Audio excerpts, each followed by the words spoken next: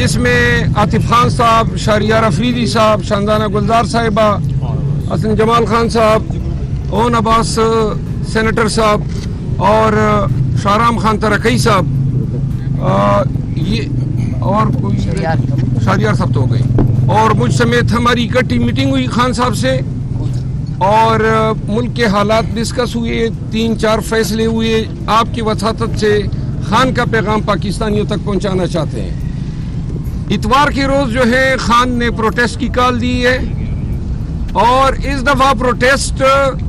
Mandate چھیننے کے ساتھ ساتھ جو اہم پہلو ہے وہ الیکشن کمیشن کا کل کا انتہائی متنازع بنیادی انسانی حقوق کے خلاف دیا گیا فیصلہ ہے، جس میں انہوں نے یہ قرار دیا کہ جو سیٹیں سنی اتحاد کونسل کو نہیں دی جا رہی ہے وہ سیٹیں P M L N, People Party اور دیگر پارٹیوں میں تقسیم کی جائے گی۔ جب یہ فیصلہ الیکشن کمیشن آف پاکستان کر رہی تھی تو شاید ان کی عقل گاس چرنے گئی تھی، کیونکہ جو یہ پارلیمنٹیرینز بننے ہیں یہ ووٹ تو پاکستان تحریک انصاف کو ملا تھا، لوگوں نے پی ٹی آئی کو ووٹ دیا تھا کہ یہ اس پہ ریزرو سیٹ بنائے اور ریزرو سیٹ پہ ان کی نمائندگی ہو پارلیمان میں۔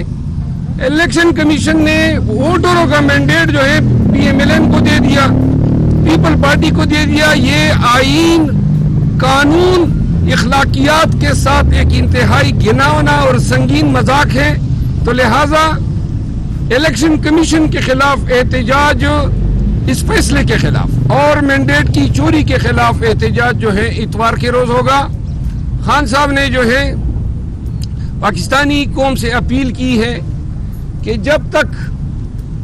پاکستان کے وہ تمام مقتدر حلقے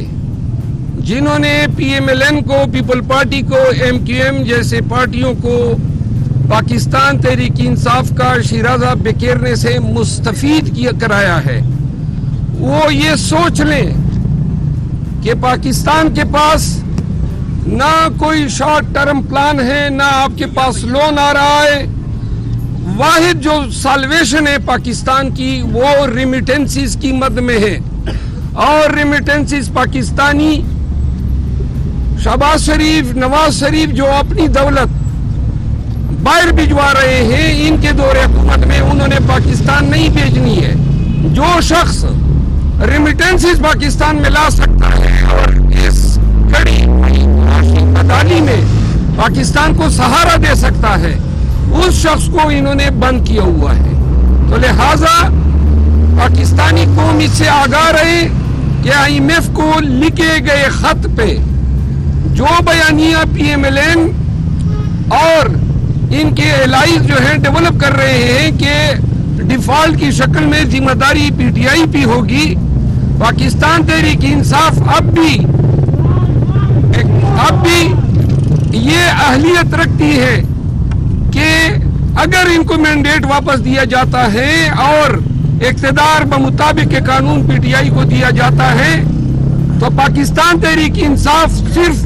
ریمیٹنسز کی مد میں اور 1 کروڑ بیرون ملک پاکستانیوں کے ذریعے پاکستان کو فوری طور پر درپیش معاشی مسائل سے نجات دلا سکتی ہے۔ یہ بات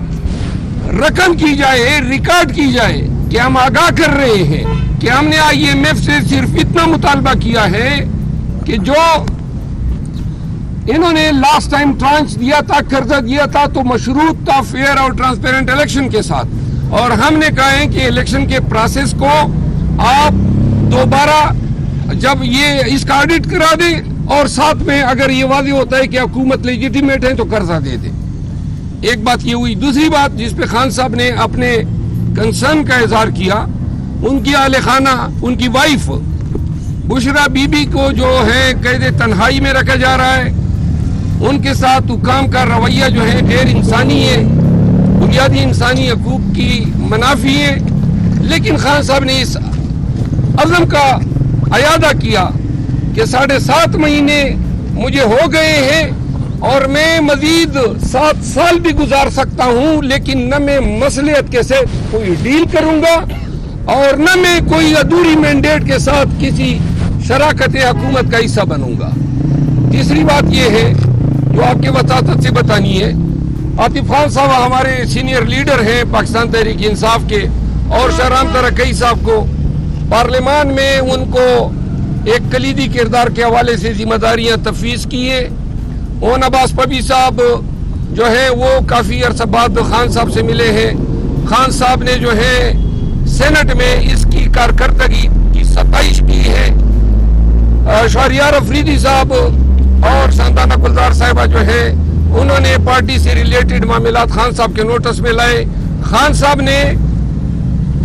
हमारे जरिए पाकिस्तान तहरीक इंसाफ के MNAs को और तमाम सूबाई असम्बलियों के MPAs को ये पैगाम दिया है कि जतियां न डाली जाएं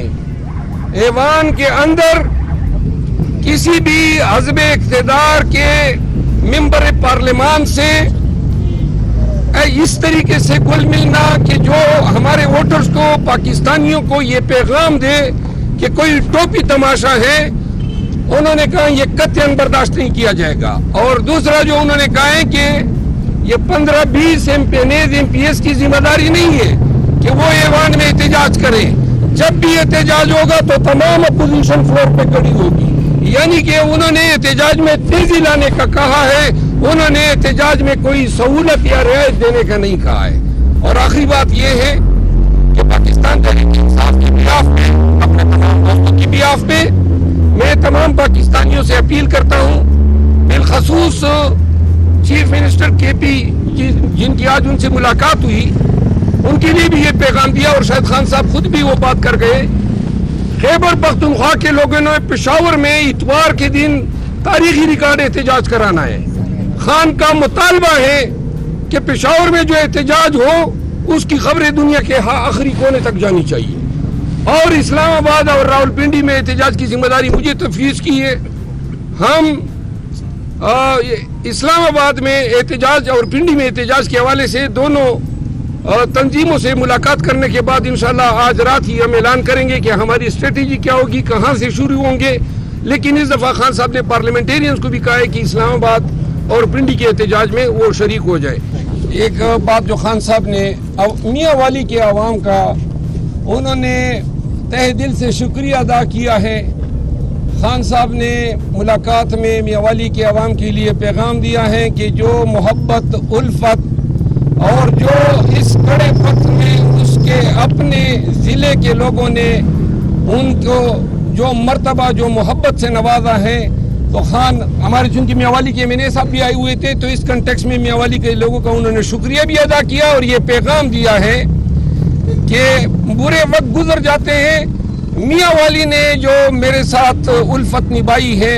मैं सारी उम्र याद रखूंगा। सारी मियाँ वाली को मेरी तरफ से सलाम। हाँ, और सारी मियाँ वाली को जो है खान साहब ने कहा कि मेरी तरफ से सलाम। मज़ीद हालात हाज़रा से बाखबर रहने के लिए हमारे चैनल iPoint TV को सब्सक्राइब करें।